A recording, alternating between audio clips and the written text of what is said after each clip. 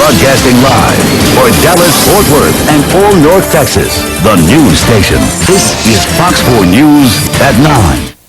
The boy was 25 years old, and I couldn't understand why in the world, my son needed a transplant at that age. It took a double lung transplant to save his son. Fox 4's Paul Adrian investigates whether a Dallas business is responsible. Now an exclusive news station investigation on Fox 4. Board a plane and your life depends on people you never see. Airlines constantly refurbish parts to keep planes safe. But that work involves dangerous chemicals. In an exclusive news station investigation, Fox 4's Paul Adrian found one worker who filed a complaint saying his flight safety job cost him more than he ever expected to pay. Paul? Jeremy Jackson thought he had found a career when he started working for Aircraft Tooling Incorporated, and his boss must have agreed. In a performance review, his supervisor once called him the best all-around employee we have. I started in the grinding shop. In 1996, at age 19, Jeremy Jackson got an $8 an hour job at Aircraft Tooling Incorporated, refurbishing aircraft parts like landing gears and steering collars. Yeah, it was fun. Just learned new stuff every day. For about 3 years, Jackson worked in this booth, using an HVOF gun, spraying a 6-foot-long flame to apply tungsten carbide cobalt alloy to airline parts. That stuff's strong. You could get hurt real fast with that stuff. Jackson's former supervisor said Jackson often worked the booth 3 or 4 hours at a time. Some people don't even last, an hour and a half. But Jeremy Jackson's diligence may have taken a toll on his health. In September 2003, at age 26, doctors had to give Jackson a new set of lungs. Okay, you breathing? Okay, can you take a break? Jackson is suing ATI, saying he was not warned about the dangers of the job or trained to protect himself. Wasn't really any, just basically told you how to turn it on and off. And that was it. 3 former co-workers support his claim. None other than you learn as you go. That type of thing. They didn't talk to me whenever I started about any potential dangers. No health hazard. No, they didn't give you no kind of training like that. In February 2001, responding to an employee complaint, OSHA inspected ATI and found the company did not provide employees with training. There could have been better ways to communicate with employees about the hazards of the materials that they were working with. The employee complaint listed health problems like difficulty breathing, weight loss, dry cough, coughing blood. We found that the symptoms reported were very vague. OSHA inspectors never talked to Jackson. I knew something was wrong, but didn't know what. Jackson lost at least 30 pounds. I'm not going to lie, I thought he had AIDS, but Doctors were testing Jackson for everything from AIDS to dust mite allergies, but could not figure out what was wrong. ATI owner and general manager Steve Ferguson refused to discuss this case with Fox 4, but testified in a deposition that by 1999 or 2000, Jackson was using a lot of sick leave and losing weight. It was being shared by other employees that his health was deteriorating. But with Jackson getting sicker and other employees complaining to OSHA, how did the company respond? Jackson's attorneys say the company tried to keep workers from talking to each other, forced them to sign away their rights, and attempted to cover up the damage done. 3 weeks after the OSHA inspection, ATI's operations manager, David Ewing, gave Jackson a memo to sign.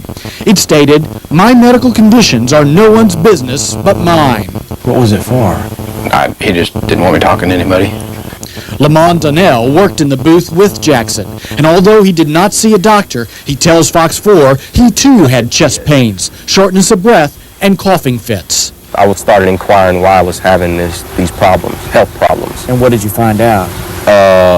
Ran into a brick wall and found out that some of the other guys would have problems, but it was a hush-hush thing.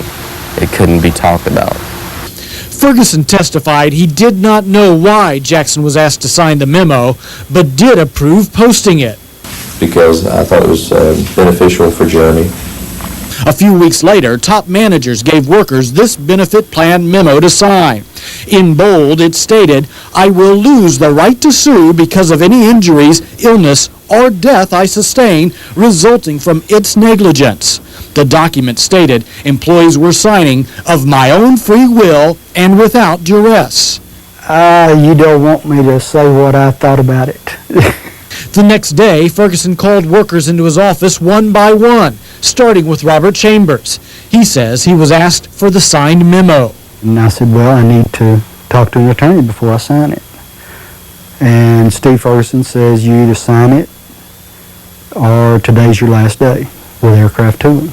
Chambers did not sign. And whenever I went out and everybody looked around, I waved at them and started cleaning out my toolbox and loading it up. And everybody else signed the paper after that. Jeremy Jackson signed, gave up his right to sue, but is now trying to get the court to throw it out because he was pressured to sign. I was trying to protect the company, yes. Managers transferred Jackson to another job. His lung capacity continued to plummet. After a lung biopsy in September '02, doctors finally had a diagnosis, hard metal lung disease. Experts at the Mayo Clinic said it is related to cobalt in most cases. I figured where it came from, at least. I knew where it came from after that. Where? Work. That's the only place I was around any kind of metal. Jackson had spent 3 years spraying tungsten carbide cobalt. Doctors put Jackson on oxygen 24/7 and told him he needed a double lung transplant to survive. The boy was 25 years old, and I couldn't understand why in the world, my son needed a transplant at that age. By December '02, after a brief hospitalization, Jackson's doctor recommended he stop working until the company had OSHA evaluate and approve the work environment. Instead, ATI hired Ralph Bradley of EA Engineering to test the air for cobalt. Bradley's report stated all results were below the OSHA permissible exposure limits, with one exception.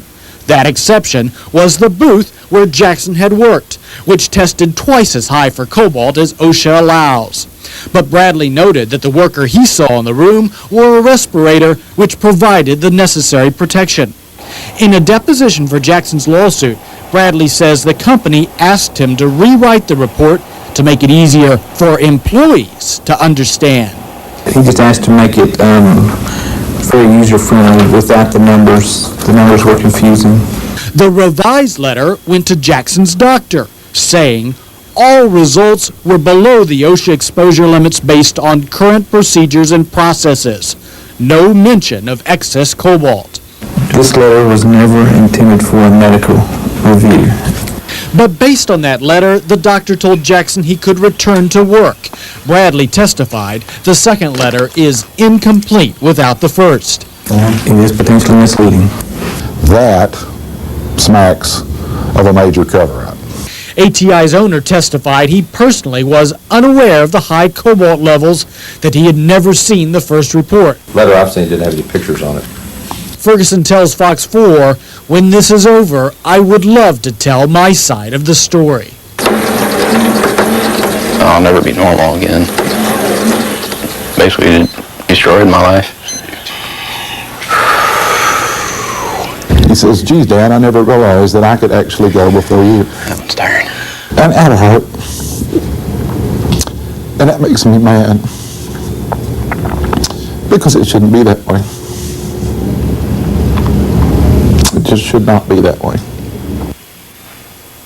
Jeremy Jackson's lung doctor did not see the original report on ATI's work environment until we contacted her. After reviewing it, she told us she never would have recommended Jackson return to work had she actually seen that original report showing the company exceeded OSHA's standard for cobalt. Paul Adrian, Fox 4 News.